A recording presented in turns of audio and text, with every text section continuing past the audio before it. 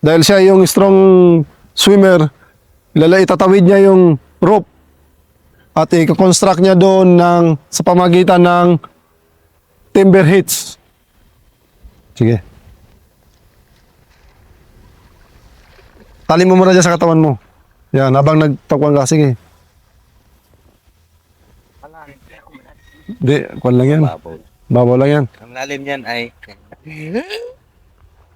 Sige, kunyari naglalamig. Pero prepare mo na yung gano'n. Gawa na ko.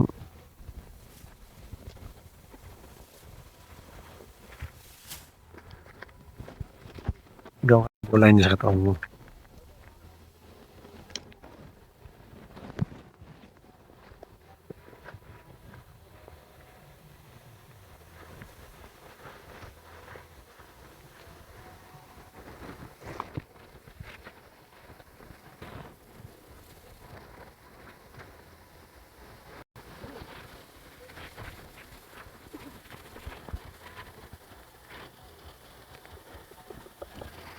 Niluloko-loko mo na, mapakapagod yun. Pero kung malalim yan, mabigat din yung... Ipakita rin natin sa ringo paano to. Oo. Oo. Hindi, meron na to. Nakuha na to. Hindi, ipapakita rin talaga Oo. paano. Hindi lang natin, tatali niya to. Marunong ka na ba niya? Hindi pa. Hindi pa. Oo. Ilagay mo lang yun. Tapos yung pack mo. Ito, ikabit mo lang, ha? Sa tali. Oo, habang tapong ka. Yung cellphone mo. Ipapakita pa natin sa ringo paano gagawin mo. Meron na to doon, eh. Pero, Iwan. Ano? Na yung lubid doon. Okay, nakabit na. Hatakin ko dito yung lubid para matight.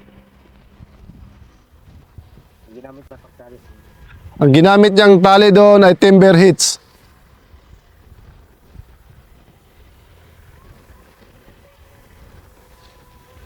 Magkukonstruct ako dito ng wagoner's nut for tightening.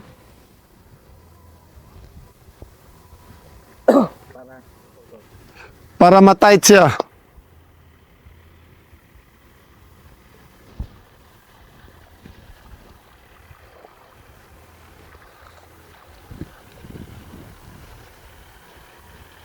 Wagoner's nut. And then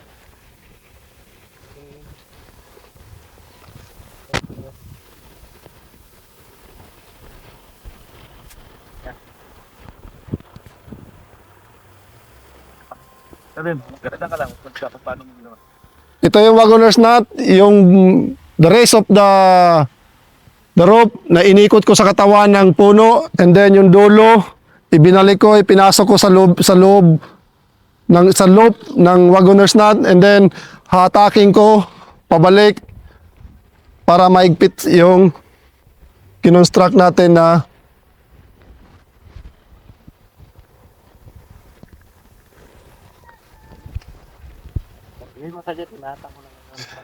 hinahata ko na ngayon para umigpit yung wagoner's nut.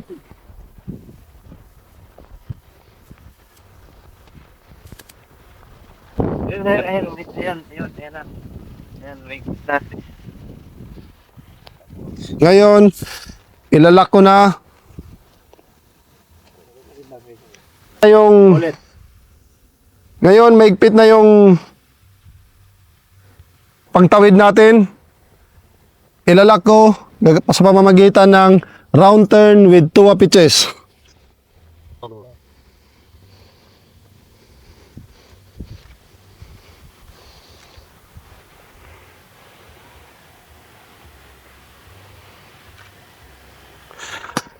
Okay. Round turn with 2 pitches. Ikot natin, papasok. And then, i-cross.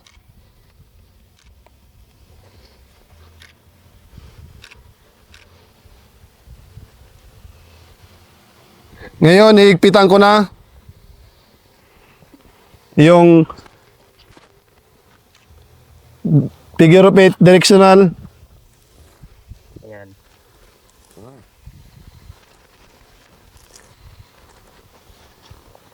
Then, maigpit na. Ilalak ko na siya.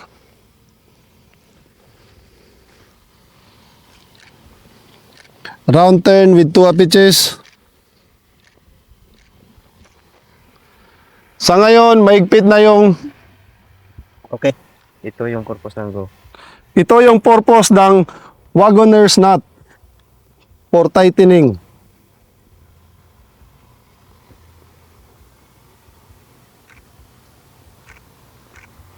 Hindi na yung tropa para tumawid sa ilog na to. Bago sa tumawid, talian mo naman siya ngayon. Bago siya tumawid, tatalian ko na naman siya ng bowline, safety line bowline.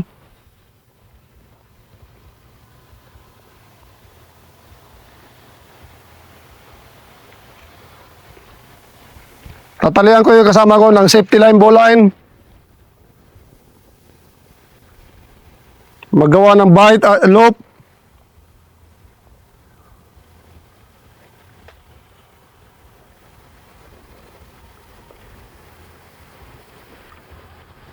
Higpitan ko lang para maigpit sa katawan niya. And then, overhand. Ang safety line buline ay maganda para sa Ang safety line bowline na to, ito ang karamihan na ginagamit natin sa pagtawid sa river. kasi hindi ito hihigpit. Ano? Kasi hindi ito hihigpit dahil na pala. Kasi hindi ito higpit dahil sukat nyo na yung kung gaano kalaki o kaluwang yung tali mo. Tapos ang safety line buline ay mas madali ding tanggalin. Ang safety line bowline, madali siyang gawin at madali siyang kalasin. Okay. Tapos And then dito sa dulo, gagawa tayo ng figure of 8 loop.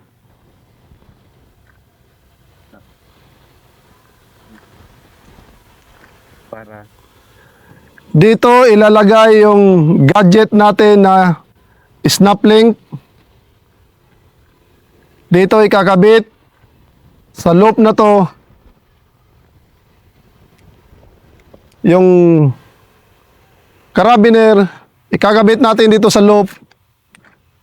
And then ito na yung ikakabit dito sa may static line para safety na siya.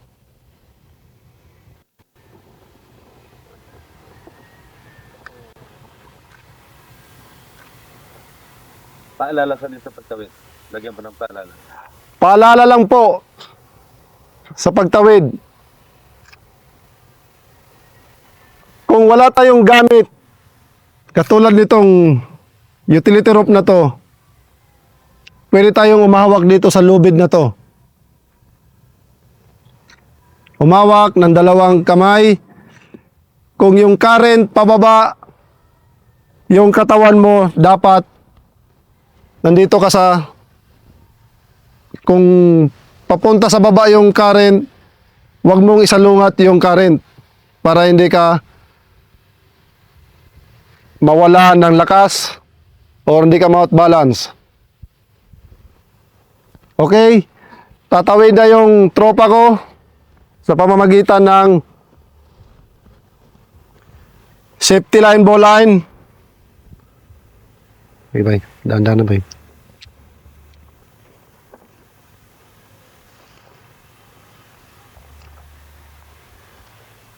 Sila, babay mo lang yan.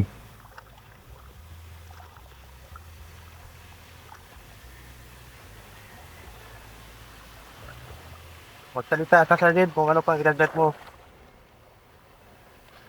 Sa ngayon, nakikita nyo yung tropa ko na tumatawid. Sa ngayon nakikita ko ang isang sandalo. Yung isang sundalo ngayon, nakatawid na. Ginamit niya yung safety line bowline. ito yung purpose ng safety line bowline.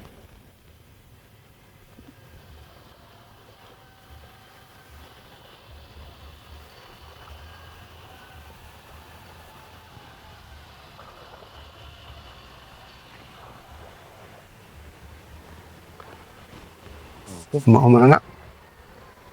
Kumana ka ba? Kumana. Oo.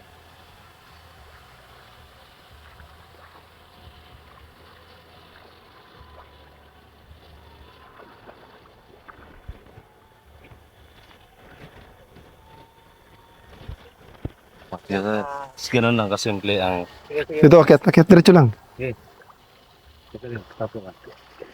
Ganito lang kasimple yung paggawa nito.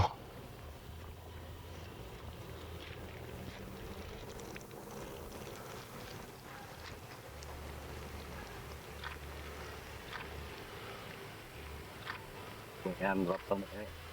Antay mo na sa sadel, antay. Tanggalin mo baklas na.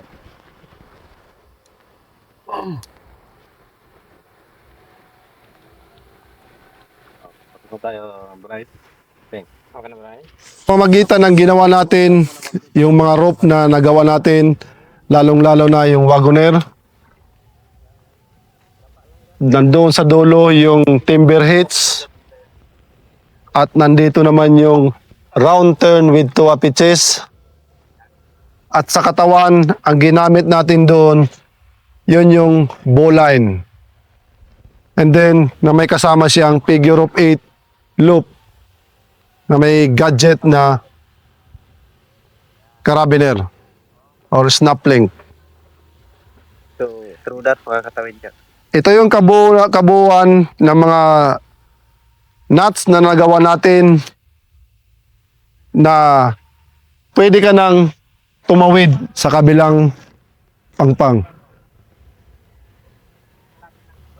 Ang wagoner, madali siyang gawin at madali siyang kalasin. Katulad nito, ikakalas ko sa pamamagitan nitong kalang na nilagay natin.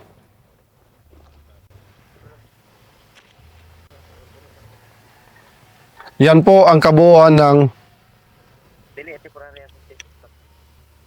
isang tali na buo na pwede na tayong tumawid papunta sa pangpang na sa kabilang pangpang. Yun yung go. Ito yung kabuuan ng construction of one rope bridge para makatawid sa kabila.